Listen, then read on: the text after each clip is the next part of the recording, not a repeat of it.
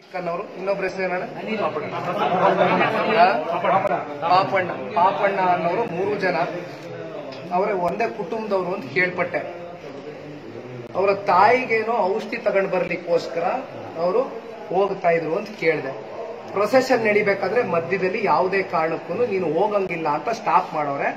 ಇಲ್ಲ ತಾಯಿಗೆ ಇಮಿಡಿಯೇಟ್ ಆಗಿ ಔಷಧಿ ತಗೊಂಡು ಹೋಗ್ಬೇಕು, ಹೋಗ್ತೀವಿ ನಾವು ಅಂತ ಹೇಳವ್ರೆ ನಮ್ಮ ಹುಡುಗರು. ಇವ್ರು ಹಲ್ಲೆ ಮಾಡೋರು ಅವ್ರ ಮೇಲೆ. ನಾನು ಒಂದು ಮಾತು ಹೇಳಲಿಕ್ಕೆ ಇಷ್ಟಪಡ್ತೀನಿ ಬಹಳ ಸ್ಪಷ್ಟವಾಗಿ. ಇವತ್ತು ಬಹಳಷ್ಟು ಆರೋಪಗಳು ಮಾಡ್ತಾ ಇದ್ದಾರೆ ನಮ್ಮ ಮೇಲೆ. ಇವತ್ತು ಇಂಥ ಒಂದು ಘಟನೆ ನಡೆದಿದೆಯಲ್ಲ, ಇದಕ್ಕೆ ಜವಾಬ್ದಾರಿ ಯಾರು ಜವಾಬ್ದಾರರಾಗ್ತಾರೆ?